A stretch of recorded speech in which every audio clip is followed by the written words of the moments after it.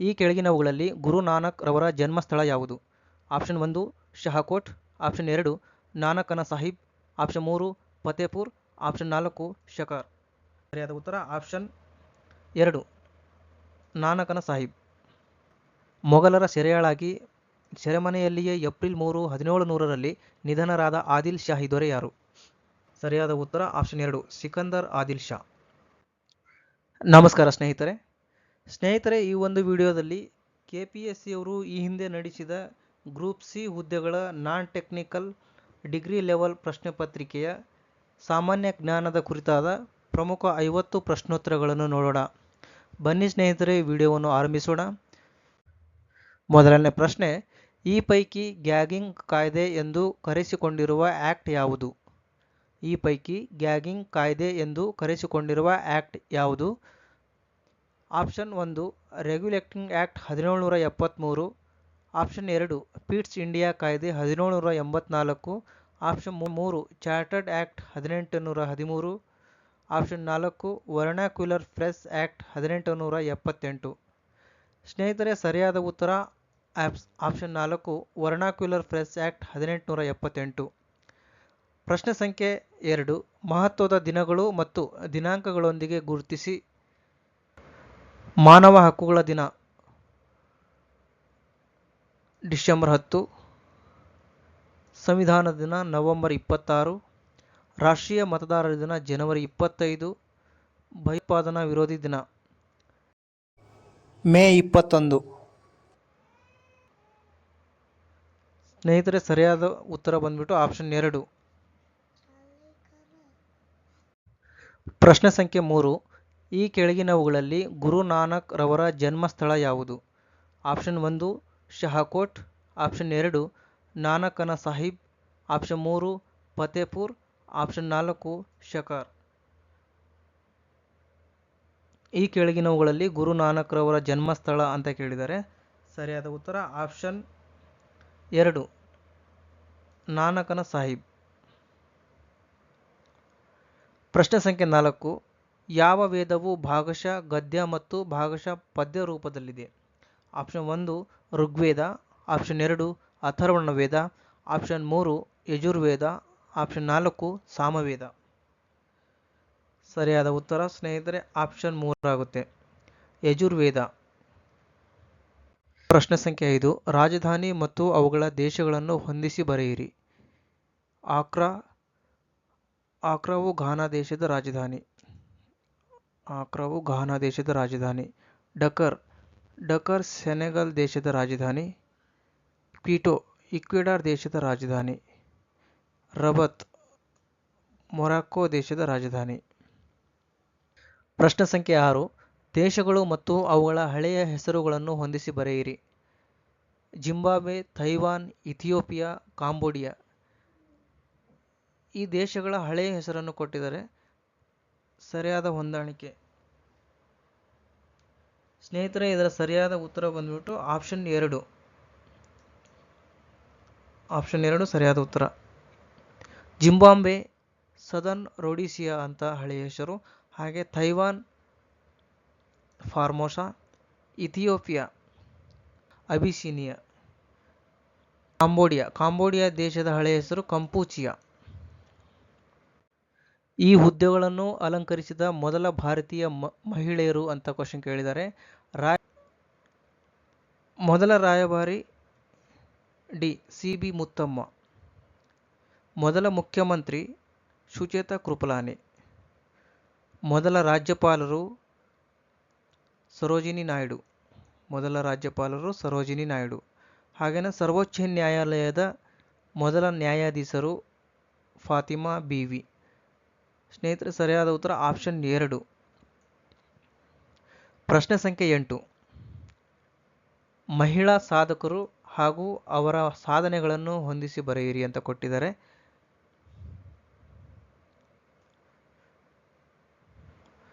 Santosh Yadav Mount Everest 2 ಬಾರಿ ಏರಿದ್ದು. Mount Everest ಅನ್ನು 2 ಬಾರಿ ಏರಿದ್ದು. Reita Faria Miss World. Reita Faria Powell ಅವರು ಮಿಸ್ ವರ್ಲ್ಡ್ ಕಿರೀಟವನ್ನು ಧರಿಸಿದವರು. ನೀರಜ್ ನೀರಜ್ ಝಾ ಬಾನೋಟ್ ಅವರು ಅಶೋಕ ಚಕ್ರವನ್ನು ಪಡೆದವರು. ಹಾಗೆ ಪದ್ಮಾವತಿ ಬಂಡೋಪಾಧ್ಯಾಯ ಇವರು ಏರ್ ಮಾರ್ಷಲ್ ಹುದ್ದೆಯನ್ನು ಅಲಂಕರಿಸಿದವರು. ಪ್ರಶ್ನೆ ಸಂಖ್ಯೆ 9. ಕ್ರೀಡೆಗಳಿಗೂ ಹಾಗೂ ಆ ಕ್ರೀಡೆಗಳಿಗೆ ನೀಡಲಾಗುವ ಕಪ್ಗಳಿಗೂ ಹೊಂದಿಸಿ ಬರೆಯಿರಿ ಅಂತ ಕ್ವಶನ್ ಇದೆ. ಕ್ರೀಡೆ hockey, football, badminton, basketball. Hockey ಕ್ರೀಡೆಗೆ ಸಂಬಂಧಿಸಿದ cup Maharaja Ranjit Singh gold cup. Football ಕ್ರೀಡೆಗೆ ಸಂಬಂಧಿಸಿದ ಕಪ್ ಡ್ಯೂರಾಂಡ್ ಕಪ್.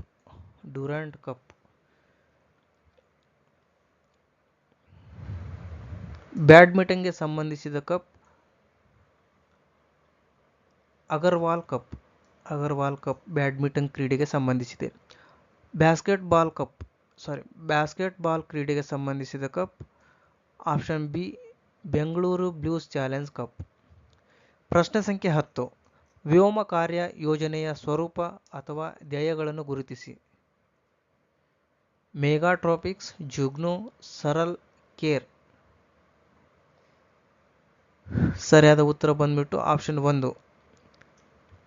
ಮೆಗಾಟ್ರಾಪಿಕ್ಸ್ ಸಂಬಂಧಿಸಿದ್ದು ಜಲಚಕ್ರ ಅಧ್ಯಯನದ ನಿಯೋಗ ಹಾಗೂ ಜುಗ್ನು ಸಂಬಂಧಿಸಿರುವುದು ನ್ಯಾನೋ ಉಪಗ್ರಹಕ್ಕೆ ಸಂಬಂಧಿಸಿದೆ.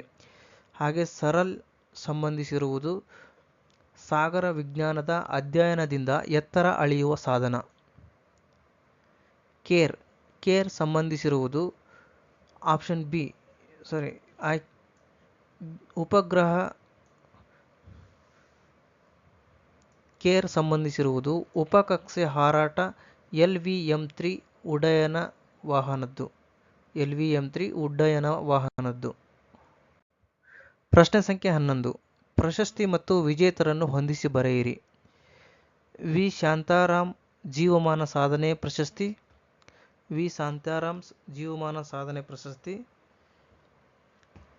ಕೆ ವೀರಮಣಿ ಸಾಮಾಜಿಕ ನ್ಯಾಯ ಪ್ರಶಸ್ತಿ. ನೀರಜ್ ಝಾ ಬಾನೋಟ್ ಪ್ರಶಸ್ತಿ. ಹಾಗೆ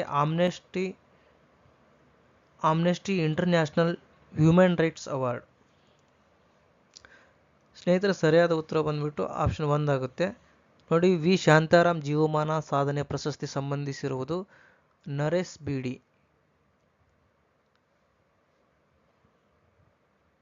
ಇದು ಆಗಿನ ಹಳೆಯ ಕರೆಂಟ್ ಅಫೇರ್ಸ್ ಪ್ರಶ್ನೆ ಆಗಿದೆ ಸ್ನೇಹಿತರೆ. ಹಾಗಾಗಿ ಈ ಪ್ರಶಸ್ತಿಗಳು ಪ್ರಸ್ತುತ ದಿನಮಾನಗಳಲ್ಲಿ ಯಾರು ವಿಜೇತರಾಗಿದ್ದಾರೆ ಅವುಗಳ ಬಗ್ಗೆ ನೋಡ್ಕೋಬೇಕಾಗುತ್ತೆ. ಕೆ ವೀರಮಣಿ ಸಾಮಾಜಿಕ ನ್ಯಾಯ ಪ್ರಶಸ್ತಿ ನಿತೀಶ್ ಕುಮಾರ್.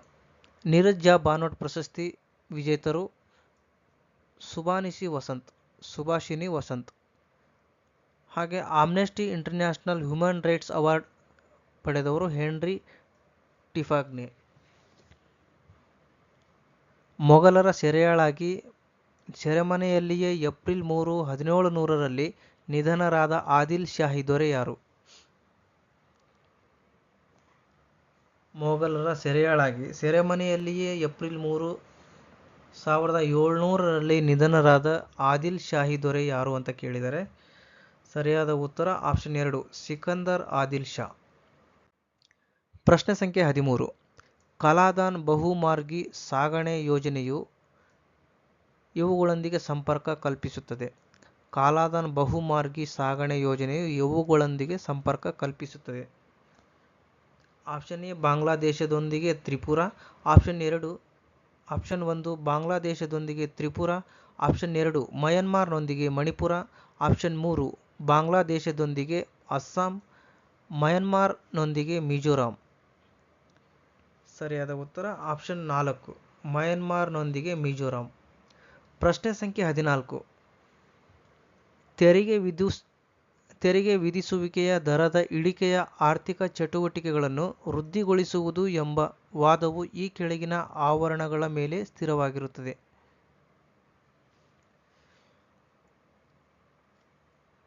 ಅಲ್ಪ ತೆರಿಗೆಗಳು ಉಳಿತಾಯದ ಮೊತ್ತವನ್ನು ಹೆಚ್ಚಿಸುತ್ತದೆ. ಮಿತ ತೆರಿಗೆಗಳು ತಗ್ಗಿದ ಬೆಲೆಗಳಿಗೆ ದಾರಿ ಮಾಡಿಕೊಡುತ್ತದೆ. ಅದು ಬಳಕೆಯನ್ನು ಹೆಚ್ಚಿಸುತ್ತದೆ. ಅದು ಸರ್ಕಾರದ ಆದಾಯವನ್ನು ಹೆಚ್ಚಿಸುತ್ತದೆ. ಸರಿಯಾದ ಉತ್ತರ ಆಪ್ಷನ್ 4 ಎ ಮತ್ತು ಸಿ. ಎ ಮತ್ತು ಸಿ ಸರಿಯಾದ ಉತ್ತರಗಳಾಗಿವೆ. ಪ್ರಶ್ನೆ ಸಂಖ್ಯೆ 15. ಗುಲ್ಬರ್ಗಾದ ಪ್ರಸಿದ್ಧ ಜಾಮಿ ಮಸೀದಿಯನ್ನು 1367ರಲ್ಲಿ ಕಟ್ಟಿಸಿದವರು ಯಾರು? ಗುಲ್ಬರ್ಗಾದಲ್ಲಿ ಪ್ರಸಿದ್ಧ ಜಾಮಿ ಮಸೀದಿಯನ್ನು 1367ರಲ್ಲಿ ಕಟ್ಟಿಸಿದವರು ಯಾರು? ಆಪ್ಷನ್ ಎ ಮೊಹಮ್ಮದ್ ಶಾ ಒಂದನೇ Mohammad Shah, option 2 Alauddin Hasan, option 3 Firoz Shah, option 4 ಈ ಮೇಲಿನ ಯಾರೂ ಅಲ್ಲ. ಸರಿಯಾದ ಉತ್ತರ ಸ್ನೇಹಿತರೆ ಆಪ್ಷನ್ 1 ಆಗುತ್ತೆ. ಮೊಹಮ್ಮದ್ ಶಾ, ಒಂದನೇ ಮೊಹಮ್ಮದ್ ಶಾ. ಪ್ರಶ್ನೆ ಸಂಖ್ಯೆ 16. ವಿಜಯನಗರದ ಜನರು ಗುಲಾಬಿ ಇಲ್ಲದೆ ಬದುಕಲಾರರು, ಅವರಿಗೆ ಅದು ಆಹಾರದಷ್ಟೇ ಮುಖ್ಯ ಎಂದು ಬರೆದ ವಿದೇಶಿ ಪ್ರವಾಸಿಗ ಯಾರು ಅಂತ ಕೇಳಿದ್ದಾರೆ. ನಿಕೋಟಿನ್ ಅಬ್ದುಲ್ ರಜಾಕ್, ನ್ಯೂನಿಸ್ ಬಾರ್ಬೋಸ್. ಸರಿಯಾದ ಉತ್ತರ ಬಂದ್ಬಿಟ್ಟು ಆಪ್ಷನ್ 2 ಅಬ್ದುಲ್ ರಜಾಕ್. ಪ್ರಶ್ನೆ ಸಂಖ್ಯೆ 17. UNFPA ಮುಂಬರುವ ಮುನ್ನಂದಾಜುಗಳ ಮೇರೆಗೆ ವಿಶ್ವ ಜನಸಂಖ್ಯೆಯು 10 ಬಿಲಿಯನ್ಗಳನ್ನು ಮುಟ್ಟುವುದು. ಆಪ್ಷನ್ 1 2100ರಲ್ಲಿ, 2050ರಲ್ಲಿ, 2016ರಲ್ಲಿ ಹಾಗೆ 2085ರಲ್ಲಿ ಅಂತ ಆಪ್ಷನ್ ಇದ್ದಾವೆ. ಸರಿಯಾದ ಉತ್ತರ ಬಂದ್ಬಿಟ್ಟು ಸ್ನೇಹಿತರೆ ಆಪ್ಷನ್ 1 2100ರಲ್ಲಿ ವಿಶ್ವ ಜನಸಂಖ್ಯೆಯು 10 ಬಿಲಿಯನ್ಗಳನ್ನು ಮುಟ್ಟುವುದು ಅಂತ United Nations fund for population activities ಎಂಬ ಸಂಸ್ಥೆಯು ಮುನ್ನಂದಾಜು ಮಾಡಿದೆ. ಅದೇ ಸ್ನೇಹಿತರೆ UNFPAದ ವಿಸ್ತೀರ್ಣ ರೂಪವನ್ನು ಇಲ್ಲಿ ಕೊಡಲಾಗಿದೆ. United Nations fund for population activities, UNFPA ಅಂತ ಅಂದರೆ United Nations fund for population activities. ಇದು ಸ್ಥಾಪನೆಯಾಗಿದ್ದು 1969ರಲ್ಲಿ. ಹಾಗೆಯೇ ಇದರ ಕೇಂದ್ರ ಕಚೇರಿ ಕಂಡುಬರುವುದು ನ್ಯೂಯಾರ್ಕ್ನಲ್ಲಿ. ಪ್ರಶ್ನೆ ಸಂಖ್ಯೆ 18. ಈ ಮುಸಲ್ಮಾನ ಅಧಿಕಾರಿ ರಾಜನ ಕೀರ್ತಿಗಾಗಿ ನಿರ್ಮಿಸಿದ ಧರ್ಮಶಾಲೆ ಮತ್ತು ಒಂದು ಬಾವಿಯು ವಿಜಯನಗರದಲ್ಲಿದೆ. ಅಂದರೆ ಈ ಮುಸಲ್ಮಾನ ಅಧಿಕಾರಿ ಹೆಸರೇನು ಅಂತ ಕೇಳಿದ್ದಾರೆ. Option 1 Dilawar Khan, option 2 Ambar Khan, option 3 Noor Khan, option 4 Ahmad Khan. ಸರಿಯಾದ ಉತ್ತರ ಬಂದ್ಬಿಟ್ಟು ಆಪ್ಷನ್ 4 ಅಹ್ಮದ್ ಖಾನ್. ಪ್ರಶ್ನೆ ಸಂಖ್ಯೆ 19. ಚಹಾದ ಬೆಳೆಗೆ ಅನುಕೂಲವಾದ ಸ್ಥಿತಿ ಯಾವುದು ಅಂತ ಕೇಳಿದ್ದಾರೆ. ಬೆಚ್ಚನೆಯ ತಾಪ, ಹೆಚ್ಚು ಮಳೆ ಬೀಳಿಕೆ, ಹೆಚ್ಚು ಎತ್ತರ, ಇಳಿಜಾರು ಭೂಮಿ. ಇವುಗಳಲ್ಲಿ ಸರಿಯಾದ ಉತ್ತರ ಬಂದ್ಬಿಟ್ಟು ಆಪ್ಷನ್ 3 ಎ, ಬಿ ಮತ್ತು ಡಿ. ಸರಿಯಾದ ಉತ್ತರ ಆಪ್ಷನ್ 3 ಎ ಬೆಚ್ಚನೆಯ ತಾಪ, ಹೆಚ್ಚು ಮಳೆ ಬೀಳಿಕೆ ಹಾಗೂ ಇಳಿಜಾರು ಭೂಮಿ. ಪ್ರಶ್ನೆ ಸಂಖ್ಯೆ 20. ಪಟ್ಟಿ 1 ಮತ್ತು ಪಟ್ಟಿ 2 ಸಂಕೇತ ಆಧರಿಸಿ ಹೊಂದಿಸಿ. ಈ ಕಡೆ ನದಿಗಳು ಹಾಗೂ ಪಟ್ಟಿ 2ರಲ್ಲಿ ಉಪನದಿಗಳನ್ನು ಕೊಟ್ಟಿದ್ದಾರೆ. ಕೃಷ್ಣಾ ನದಿಯ ಉಪನದಿ ಭೀಮಾ, ಬ್ರಹ್ಮಪುತ್ರ ನದಿಯ ಉಪನದಿ ಟಿಸ್ಟಾ, ಗೋದಾವರಿ ನದಿಯ ಉಪನದಿ ಇಂದ್ರಾವತಿ, ಯಮುನಾ ನದಿಯ ಉಪನದಿ ಚಂಬಲ್. ಕೃಷ್ಣಾ ಉಪನದಿ ಭೀಮಾ, ಬ್ರಹ್ಮಪುತ್ರ ನದಿಯ ಉಪನದಿ ಟಿಸ್ಟಾ, ಗೋದಾವರಿ ನದಿಯ ಉಪನದಿ ಇಂದ್ರಾವತಿ ಹಾಗೆ ಯಮುನಾ ನದಿಯ ಉಪನದಿ ಚಂಬಲ್. ಹಾಗಾಗಿ ಸರಿಯಾದ ಉತ್ತರ ಆಪ್ಷನ್ 1. ಪ್ರಶ್ನೆ ಸಂಖ್ಯೆ 21. ಪಟ್ಟಿ 1 ಮತ್ತು ಪಟ್ಟಿ 2 ಸಂಕೇತ ಆಧರಿಸಿ ಹೊಂದಿಸಿ ಬರೆಯಿರಿ ಅಂತ ಕೊಟ್ಟಿದ್ದಾರೆ. Sale, BALCO, BPCL, BEL. Sale ಬಂದ್ಬಿಟ್ಟು ಕಬ್ಬಿಣ ಮತ್ತು ಉಕ್ಕು ಕೈಗಾರಿಕೆ, ಬಾಲ್ಕೋ ಅಲ್ಯೂಮಿನಿಯಂ ಕೈಗಾರಿಕೆ, BPCL ಬಂದ್ಬಿಟ್ಟು ರಾಸಾಯನಿಕಗಳ ತಯಾರಿಕೆ ಕಾರ್ಖಾನೆ ಹಾಗೆ BEL ಬಂದ್ಬಿಟ್ಟು ವಿದ್ಯುನ್ಮಾನಗಳನ್ನು ತಯಾರಿಸುವ ಕಾರ್ಖಾನೆ. ಆಪ್ಷನ್ 1. ಪ್ರಶ್ನೆ ಸಂಖ್ಯೆ 22. ಈ ಪೈಕಿ ಯಾವ ಬಂದರು ಪ್ರಮುಖವಾಗಿ ಕಬ್ಬಿಣ ಅದುರನ್ನು ರಫ್ತು ಮಾಡುವ ಬಂದರಾಗಿದೆ? ಕೊಚ್ಚಿ, ಮರ್ಮಗೋವಾ, ಪಾರಾದೀಪ್ ಹಾಗೆ ವಿಶಾಖಪಟ್ಟಣಂ. ಸರಿಯಾದ ಉತ್ತರ ಬಂದ್ಬಿಟ್ಟು ಆಪ್ಷನ್ 4 ವಿಶಾಖಪಟ್ಟಣಂ.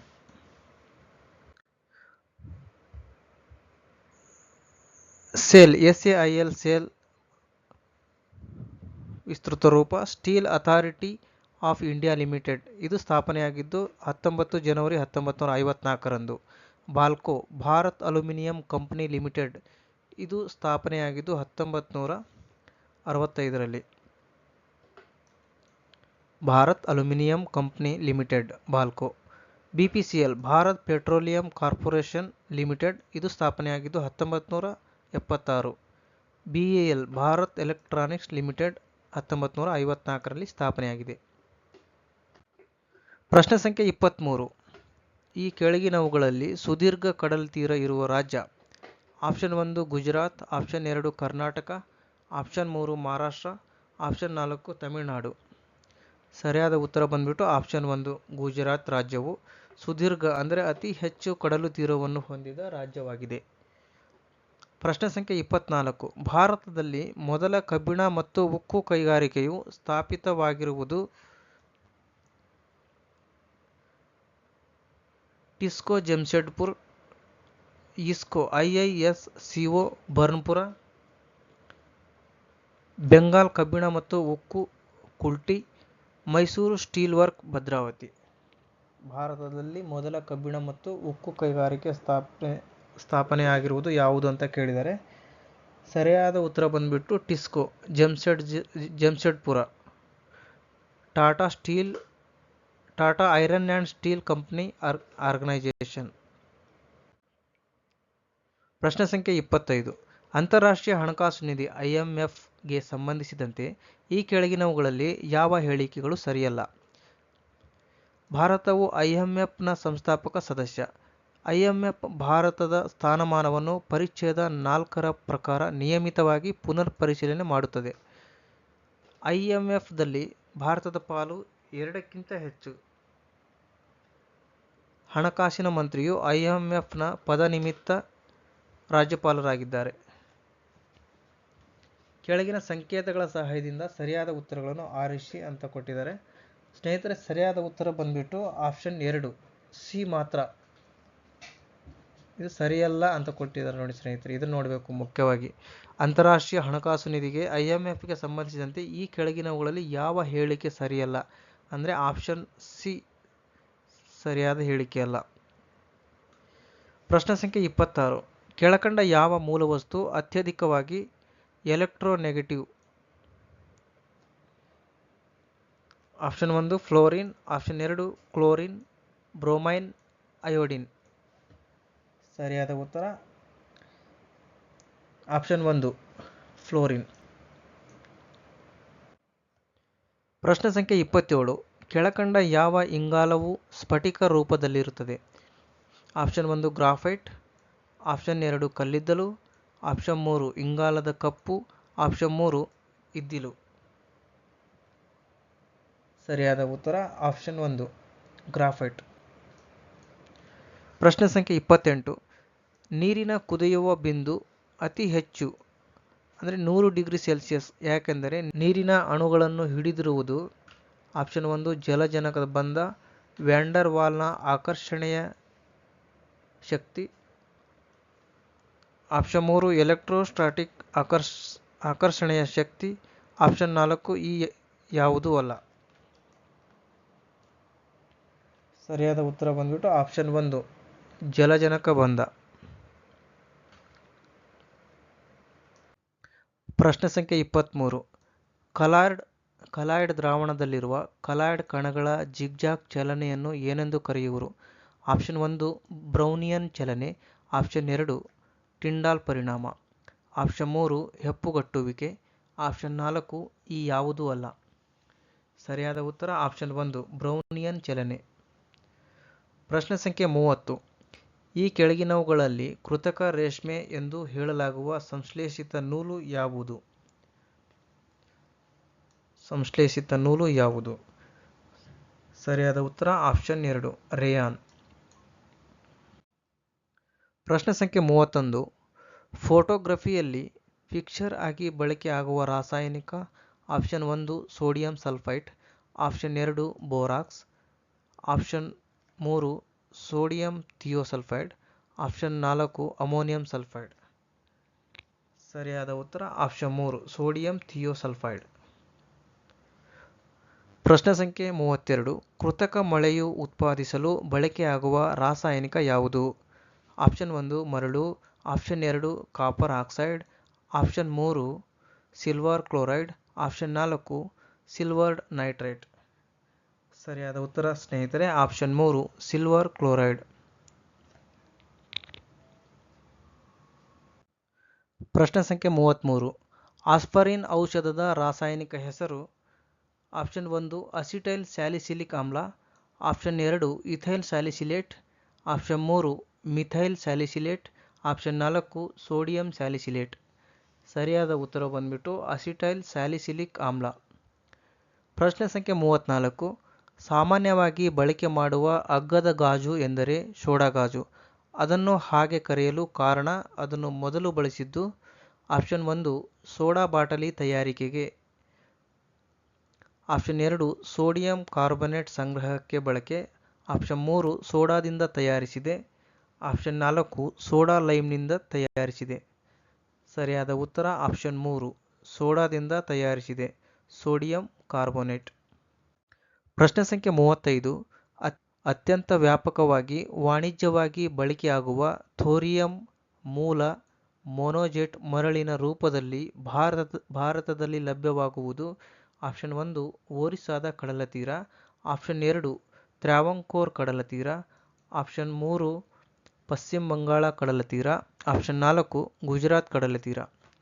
ಸರಿಯಾದ ಉತ್ತರ ಬಂದ್ಬಿಟ್ಟು ಆಪ್ಷನ್ 2 ಟ್ರಾವಂಕೋರ್ ಕಡಲತೀರ. ಪ್ರಶ್ನೆ ಸಂಖ್ಯೆ 36. ಕೊಠಡಿಯ ಉಷ್ಣತೆಯಲ್ಲಿ ಒಂದನ್ನು ಹೊರತುಪಡಿಸಿ ಉಳಿದ ಧಾತುಗಳು ದ್ರವಗಳು ಹೊರತುಪಡಿಸಿದ ಧಾತು ಯಾವುದು? Option 1 gallium, option 2 magnesium, option 3 bromine, option 4 ಪಾದರಸ. ಸರಿಯಾದ ಉತ್ತರ ಬಂದ್ಬಿಟ್ಟು ಆಪ್ಷನ್ 2 ಮೆಗ್ನೀಷಿಯಂ. ಪ್ರಶ್ನೆ ಸಂಖ್ಯೆ 37. ಬಹುತೇಕ ಕಾರು ಬ್ಯಾಟರಿಗಳಲ್ಲಿ ಬಳಕೆಯಾಗುವ ಆಮ್ಲ. ಅಸಿಟಿಕ್ ಆಮ್ಲ, ಹೈಡ್ರೋಕ್ಲೋರಿಕ್ ಆಮ್ಲ, ನೈಟ್ರಿಕ್ ಆಮ್ಲ, ಸಲ್ಫ್ಯೂರಿಕ್ ಆಮ್ಲ. ಸರಿಯಾದ ಉತ್ತರ ಸಲ್ಫ್ಯೂರಿಕ್ ಆಮ್ಲ. ತೆರೆದ ಆಕಾಶ ನೀತಿಯಡಿ ಭಾರತದೊಂದಿಗೆ ವಾಯು ಸೇವೆಗಳ ಒಪ್ಪಂದಕ್ಕಾಗಿ ಮಿನಿಸ್ಟ್ರಿ ಆಫ್ ಯೂನಿಯನ್ಗೆ ಸಹಿ ಹಾಕಿದ ದೇಶ ಯಾವುದು? ಮಿನಿಸ್ಟ್ರಿ ಆಫ್ ಯೂನಿಯನ್ಗೆ ಸಹಿ ಹಾಕಿದ ದೇಶ ಯಾವುದು? ಆಪ್ಷನ್ 1 ಚೈನಾ, 2 ಗ್ರೀಸ್, ಫ್ರಾನ್ಸ್ ಮತ್ತು ಯುನೈಟೆಡ್ ಸ್ಟೇಟ್. ಸರಿಯಾದ ಉತ್ತರ ಬಂದ್ಬಿಟ್ಟು ಗ್ರೀಸ್ ದೇಶ. ಸ್ನೇಹಿತರೆ ಇದು ಆಗಿನ ಪ್ರಚಲಿತ ಘಟನೆಯ ಪ್ರಶ್ನೆ ಆಗಿದೆ ಸ್ನೇಹಿತರೆ. ಪ್ರಶ್ನೆ ಸಂಖ್ಯೆ 39. ಅಮೆರಿಕಾದ ಸಂಯುಕ್ತ ಸಂಸ್ಥಾನದ ರ್ಯಾನ್ ಲ್ಯಾಟ್ಚೆಯವರನ್ನು 10 ತಿಂಗಳ ಕಾಲ ಬಹಿಷ್ಕರಿಸಲು ಕಾರಣ ಅವರ ರಿಯೋ ಒಲಿಂಪಿಕ್ಸ್ನಲ್ಲಿ ಆದ ಹುಸಿ ಗನ್ ಪಾಯಿಂಟ್ ದರೋಡೆ ಪ್ರಸಂಗ. ಆತನು ಯಾವ ಕ್ರೀಡೆಗೆ ಸೇರಿದವನು? ಇದು ಸಹ ಪ್ರಚಲಿತ ವಿದ್ಯಮಾನದ ಪ್ರಶ್ನೋತ್ತರವಾಗಿದೆ. ಆಪ್ಷನ್ 1 ಶೂಟಿಂಗ್, ಆಪ್ಷನ್ 2 ಕುಸ್ತಿ, ಆಪ್ಷನ್ 3 ಈಜುವಿಕೆ, ಆಪ್ಷನ್ 4 ಹಾಕಿ. ಸರಿಯಾದ ಉತ್ತರ ಬಂದ್ಬಿಟ್ಟು ಆಪ್ಷನ್ 3 ಈಜುವಿಕೆ. ಪ್ರಶ್ನೆ ಸಂಖ್ಯೆ 40. ಜುರಾಸಿಕಲ್ ಕಡಲ ದೈತ್ಯದ ಅದ್ಭುತವನ್ನು ಯಾವ ದೇಶದ ವಿಶ್ವವಿದ್ಯಾನಿಲಯವು ಅರ್ಧ ಶತಮಾನದ ನಂತರ ಬಯಲಿಗೆಳೆಯಿತು? Option 1 Ireland, option 2 Switzerland, option 3 Scotland, option 4 Thailand. ಸರಿಯಾದ ಉತ್ತರ ಬಂದ್ಬಿಟ್ಟು ಆಪ್ಷನ್ 3 ಸ್ಕಾಟ್ಲ್ಯಾಂಡ್ ದೇಶ. ಪ್ರಶ್ನೆ ಸಂಖ್ಯೆ 41. ಭಾರತೀಯ ವಿದೇಶಿ ಸೇವೆಯ ಸತ್ಬೀರ್ ಸಿಂಗ್ ಅವರನ್ನು ಯಾವ ದೇಶದ ರಾಯಭಾರಿಯಾಗಿ ನೇಮಕ ಮಾಡಲಾಗಿದೆ? Option 1 Iraq, Nigeria, Iran, Algeria. ಸರಿಯಾದ ಉತ್ತರ ಬಂದ್ಬಿಟ್ಟು ಆಪ್ಷನ್ 4 ಅಲ್ಜೀರಿಯಾ ದೇಶದವರು. ಪ್ರಶ್ನೆ ಸಂಖ್ಯೆ 42. ಉದ್ಯೋಗಿಗಳ ರಾಜ್ಯ ವಿಮಾ ಯೋಜನೆಗೆ ಮೊದಲ ಹಂತವಾಗಿ ಸೇರ್ಪಡೆಯಾದ ಸೇವೆಯು ಕಾರ್ಮಿಕ ಮತ್ತು ಉದ್ಯೋಗ ಮಂತ್ರಾಲಯದ ರಾಜ್ಯ ಸಚಿವರಿಂದ ಉದ್ಘಾಟನೆ ಆಗಿದ್ದು ಯಾವುದು? Option 1 super speciality treatment, option 2 mobile medicine, option 3 telemedicine, option 4 casualty care. ಸರಿಯಾದ ಉತ್ತರ ಆಪ್ಷನ್ 3 ಟೆಲಿಮೆಡಿಸಿನ್. ಪ್ರಶ್ನೆ ಸಂಖ್ಯೆ 43. ಆವಾಜ್ ಇ ಪಂಜಾಬ್ ಎಂಬ ಹೊಸ ರಾಜಕೀಯ ರಂಗವನ್ನು ಚಂಡೀಗಢದಲ್ಲಿ ಆರಂಭಿಸಿದ ಕ್ರಿಕೆಟಿಗನ ಹೆಸರು? ಆವಾಜ್ ಇ ಪಂಜಾಬ್ ಎಂಬ ಹೊಸ ರಾಜಕೀಯ ರಂಗವನ್ನು ಚಂಡೀಗಢದಲ್ಲಿ ಆರಂಭಿಸಿದ ಕ್ರಿಕೆಟಿಗನ ಹೆಸರು? Option 1 Harbhajan Singh, option 2 Navjot Singh, option 3 Kapil Dev, option 4 ಮೇಲಿನ ಯಾವುದೂ ಅಲ್ಲ. ಸರಿಯಾದ ಉತ್ತರ ನವಜೋತ್ ಸಿಂಗ್. ಪ್ರಶ್ನೆ ಸಂಖ್ಯೆ 44. ಮಾಲ್ಡೀವ್ಸ್ ನಂತರ ಯಾವ ದೇಶವನ್ನು ಮಲೇರಿಯಾ ಮುಕ್ತ ದ್ವೀಪ ದೇಶವೆಂದು ವಿಶ್ವ ಆರೋಗ್ಯ ಸಂಸ್ಥೆ ಹೇಳಿಕೆ ನೀಡಿದೆ? Option 1 Indonesia, option 2 Japan, Sri Lanka ಮತ್ತು ಫಿಲಿಪೈನ್ಸ್. ಸರಿಯಾದ ಉತ್ತರ ಬಂದ್ಬಿಟ್ಟು ಆಪ್ಷನ್ 3 ಶ್ರೀಲಂಕಾ. ಪ್ರಶ್ನೆ ಸಂಖ್ಯೆ 45. ವಿಶ್ವದ ಮೊದಲ ಸ್ವಯಂಚಾಲಿತ ಟ್ಯಾಕ್ಸಿ ಸೇವೆಯು ಪ್ರಾರಂಭವಾದದ್ದು ಈ ಕೆಳಗಿನ ಯಾವ ದೇಶದಲ್ಲಿ? Japan, Singapore, Malaysia, China. ಸರಿಯಾದ ಉತ್ತರ ಆಪ್ಷನ್ 2 ಸಿಂಗಾಪುರ್. ಪ್ರಶ್ನೆ ಸಂಖ್ಯೆ 46. ದೀನ್ ದಯಾಳ್ ಉಪಾಧ್ಯಾಯ ಗ್ರಾಮ ಜ್ಯೋತಿ ಯೋಜನೆಯನ್ನು ಯಾವ ಉದ್ದೇಶಕ್ಕಾಗಿ ಜಾರಿಗೆ ತರಲಾಗಿದೆ? ನೀರಾವರಿ ಪಂಪ್ ಸೆಟ್ಗಳಿಗೆ ವಿದ್ಯುತ್ ಒದಗಿಸಲು, ಹಳ್ಳಿಗಳನ್ನು ವಿದ್ಯುದೀಕರಣಗೊಳಿಸಲು, ಆಪ್ಷನ್ 3 ಹಳ್ಳಿಗಳ ರಸ್ತೆ ದೀಪಗಳಿಗೆ ವಿದ್ಯುತ್ ಸರಬರಾಜು ಮಾಡಲು, ಆಪ್ಷನ್ 4 ನಗರದ ಸ್ಥಳೀಯ ಸಂಸ್ಥೆಗಳ ರಸ್ತೆ ದೀಪಗಳಿಗೆ ವಿದ್ಯುತ್ ಪೂರೈಕೆ ಮಾಡಲು. ಸರಿಯಾದ ಉತ್ತರ ಆಪ್ಷನ್ 2 ಹಳ್ಳಿಗಳನ್ನು ವಿದ್ಯುದೀಕರಣಗೊಳಿಸಲು. ದೀನ್ ದಯಾಳ್ ಉಪಾಧ್ಯಾಯ ಗ್ರಾಮ ಜ್ಯೋತಿ ಯೋಜನೆಯು ಹಳ್ಳಿಗಳನ್ನು ವಿದ್ಯುದೀಕರಣಗೊಳಿಸುವ ಉದ್ದೇಶಕ್ಕಾಗಿ ಜಾರಿ ಮಾಡಲಾದ ಯೋಜನೆಯಾಗಿದೆ. ಪ್ರಶ್ನೆ ಸಂಖ್ಯೆ 47. ಕರ್ನಾಟಕ ರಾಜ್ಯದಿಂದ ಮೊದಲು ಭಾರತ ರತ್ನ ಪ್ರಶಸ್ತಿ ಪಡೆದ ವ್ಯಕ್ತಿ ಯಾರು? Option 1 Pandit Bhimsen Joshi, professor C N Rao, option 3 sir M Visvesvaraya, option 4 Shrimati Shakuntala Devi. ಸರಿಯಾದ ಉತ್ತರ ಬಂದ್ಬಿಟ್ಟು ಆಪ್ಷನ್ 3 ಸರ್ ಎಂ ವಿಶ್ವೇಶ್ವರಯ್ಯನವರು. ಪ್ರಶ್ನೆ ಸಂಖ್ಯೆ 48. ಕರ್ನಾಟಕ ರಾಜ್ಯದಲ್ಲಿರುವ ಒಟ್ಟು ವಿದ್ಯುತ್ ವಿತರಣಾ ಸಂಸ್ಥೆಗಳು ಎಷ್ಟು?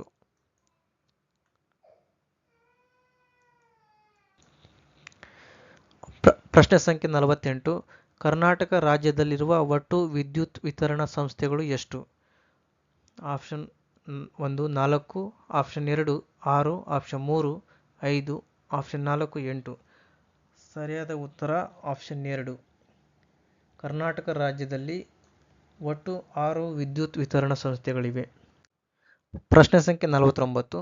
ಭಾರತವು ಯಾವ ವರ್ಷದಿಂದ ಯುನೈಟೆಡ್ ನೇಷನ್ಸ್ ಆರ್ಗನೈಜೇಷನ್ ಸಂಸ್ಥೆಯಲ್ಲಿ ಸದಸ್ಯತ್ವ ಪಡೆದುಕೊಂಡಿತು? ಭಾರತವು ಯಾವ ವರ್ಷದಿಂದ ವಿಶ್ವಸಂಸ್ಥೆಯಲ್ಲಿ ಸದಸ್ಯತ್ವವನ್ನು ಪಡೆದುಕೊಂಡಿದೆ? ಆಪ್ಷನ್ 1 1947, 1956, 1945, 1950. ಸರಿಯಾದ ಉತ್ತರ ಆಪ್ಷನ್ 3 1945. ಪ್ರಶ್ನೆ ಸಂಖ್ಯೆ 50. ಈ ಕೆಳಗಿನವುಗಳಲ್ಲಿ ಯಾವುದು ದ್ರಾವಿಡ ಶೈಲಿಯ ದೇವಾಲಯದ ವಾಸ್ತುಶಿಲ್ಪವನ್ನು ಪ್ರತಿಬಿಂಬಿಸುತ್ತದೆ? ಶಿಖರ, ಗೋಪುರ, ಮಂಟಪ ಹಾಗೂ ವಿಮಾನ.